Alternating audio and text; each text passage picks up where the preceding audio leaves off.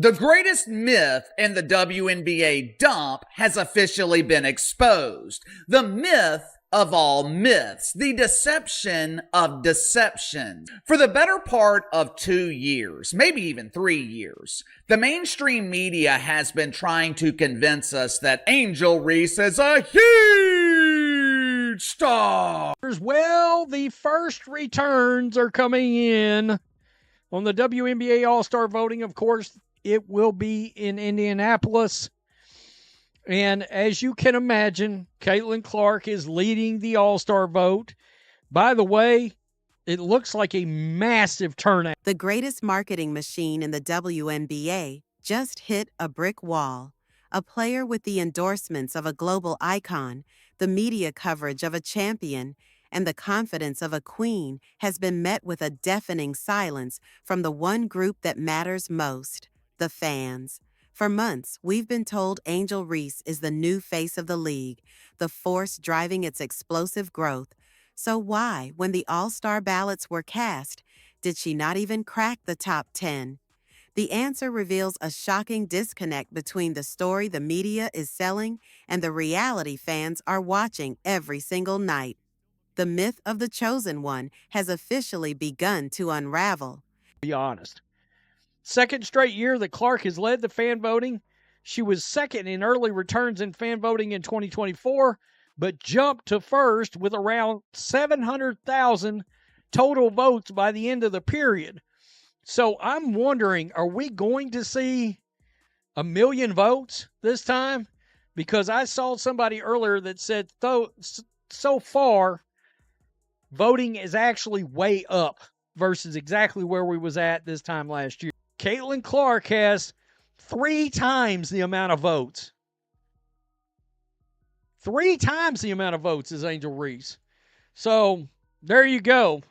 I suspect Sophie Cunningham's numbers are going to grow after what we've seen. Somebody said, I saw some things online about they sold $1 million worth of Sophie Cunningham jerseys, and something in the neighborhood of 12,000 all went out one day. It all started with a coronation.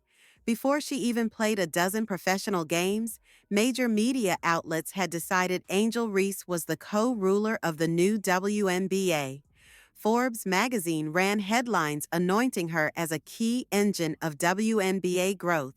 Sports analysts on major networks framed the league's newfound popularity around her rivalry with Caitlin Clark, often presenting them as equal forces.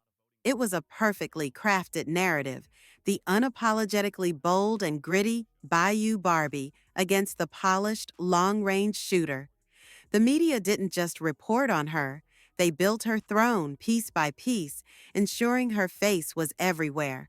From commercials to talk shows to social media, they were creating a superstar by declaration. But what they didn't count on was that the fans were keeping receipts. Some in the media even do investigative journalism and claim that Angel Reese is the face of the WNBA because she leads the league in followers on social media, along with missed layups and a complete lack of athleticism. Of course, the vast majority of her followers are bots and lonely men, most of which are not buying tickets or watching her games on television because they can't afford the 5 pesos a month to watch the Chicago Bravado on WNBA League Pass. Hi, Angel. David Moses with the Bigs Media. Last year, you made a powerful statement saying the reason people are watching women's basketball is not just because of one player, but because of you too. A year later, do you feel like you're Next question. Yeah, we'll move on. Thank you. Move on to Zoom. Angel Reese, to her credit, played the part flawlessly. She leaned into the persona, embracing the villain role when it suited her and the hero role when she could claim it. She famously declared that the reason people were tuning in wasn't just because of one player, but because of me too. It was a bold statement that staked her claim directly to the league's surge in popularity. But when a reporter later asked her to reflect on that statement a year later, her response was a curt, "Next question." She wasn't just building a brand, she was building a fortress around it, daring anyone to challenge her status as royalty. She had the confidence, the swagger, and the full backing of the sports media. The only thing missing was the public's vote, and what happened next would send shockwaves through the league. There's a supposed, people keep telling me, supposed second most popular player in the league that doesn't look like the second most popular player at all. And in fact, a rookie I have been touting that is playing better than Angel Reese, Kiki Arifin. Well, basketball fans are showing up, and they have got her voted ahead of Angel right now. Angel is not in the top 10. According to Forbes, Caitlin Clark is not responsible for elevating this turd into the mainstream. The ladies responsible for elevating the WNBA are Angel Reese and the unknown face of the Las Vegas Anonymous Faces. When the first All-Star voting returns were released, the illusion shattered. Caitlin Clark wasn't just leading, she was in a different stratosphere, pulling in a jaw-dropping 516,000 votes. And Angel Reese? She was nowhere to be found in the top 10. In fact, she landed in 13th place with just over 173,000 votes. This wasn't a small gap. To tell you, it was a canyon. Where Angel Reese's Clark place had is, nearly three times the number of place. votes. A stunning repudiation and I can of tell the you media's right now, narrative Jonquel of two Jones ought to be equal ahead of her. queens. Angel Fans Reese didn't just prefer Clark. is the most They overwhelmingly unskilled rejected the basketball idea that player Reese was even in the same in the conversation. history of This was basketball, more in than a my opinion. popularity There's contest. obviously It was a no public way revolt Angel against a can pre-written compare to script. Caitlin Clark as a shooter or a passer. And there is no way Angel can live up to her dynamic social media / podcast presence as a shooter or a passer or even a shot blocker. She's blocked only 2 shots so far this season. She doesn't even do that. She has energy. She has an attitude. She'll rebound you the basketball. Great. Nothing else. She has not. And she's got self-awareness. She knows that she's not a very good basketball player. So, what caused this colossal disconnect? You have to look past the branding and dive into the box score. While Reese has proven to be an elite and relentless rebounder, her offensive game has been shockingly inefficient. For a forward who lives in the paint, her field goal percentage has hovered below 40%, a number that is simply not all-star caliber. Analysts have pointed out that many of her rebounds are what they call me-bounds, boards she collects from her own missed layups and putbacks. While the hustle is undeniable, the lack of a polished offensive skill set has become a glaring weakness. In a league that demands efficiency, her high-volume, low-percentage style of play simply doesn't translate to winning basketball or all-star votes. She was putting up numbers, but they were empty calories. They continue to talk a good game instead of being about a good game. This is fan voting. This is literally vote for who you are a fan of. Vote for who you're a fan of, or vote for who you think is most worthy. Vote for who you're a fan of. Vote for who you think is most worthy. Vote for who you think are the stars in this league. Angel Reese fans, you guys aren't fans of her? You don't think she's most worthy? You don't think she's a star in this league? Not only is the self-proclaimed Barbie not in the lead, Angel Reese isn't even close to making the top 10. 7, 8, 9 on the list are Kelsey Mitchell, Sabrina Ionescu, and Lexington Hull.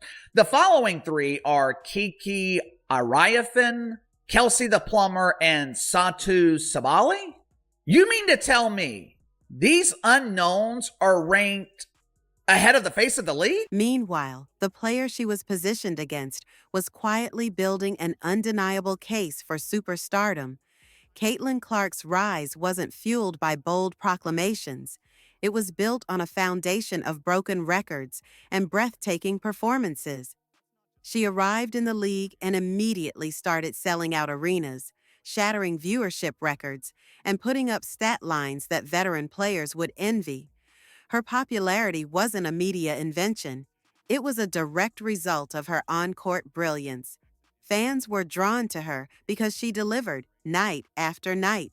She backed up every bit of her hype with actual, tangible results. While Reese was talking the talk, Clark was walking the walk, and the fans rewarded her for it in overwhelming fashion. Her stardom was earned, not given. Lexi Hall, 217,000, and there is Kiki Arifin, 213,500. She's averaging a double-double, a legit double-double, with a good field goal percentage.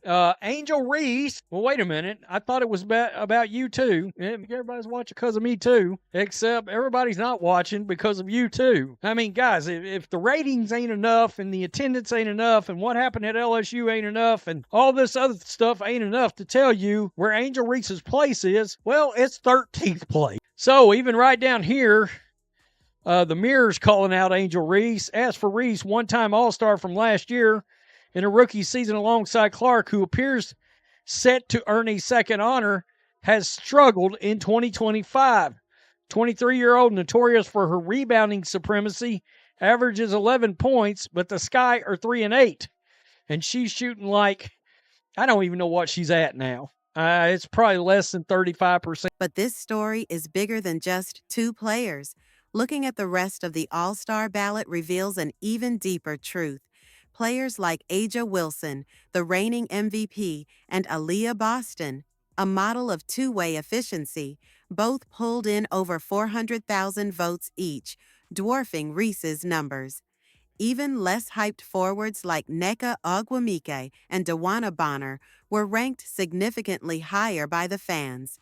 The message was crystal clear. Fans value complete basketball players. They reward efficiency, defense, and the ability to lead a team. They weren't fooled by a single flashy stat like rebounding. They looked at the whole picture and concluded that Reese, at this point in her career, is a one-dimensional player. The vote proved that the WNBA is full of elite talent, and the media's attempt to elevate one personality above all other proven stars had failed spectacularly. Let's see. Fan voting runs through the 28th. Culmination of fan voting, 50%. Player votes, 25%. And media votes. Oh, that's going to be where Angel Reese makes her move. Media votes, 25%, will determine the All-Star starters. Looking right at you, CBS, you still ain't released the rating. Nafisi Collier, who is probably the leader of the MVP pack right now, is at 485,000. Aaliyah Boston is third. 447,000, as she should be.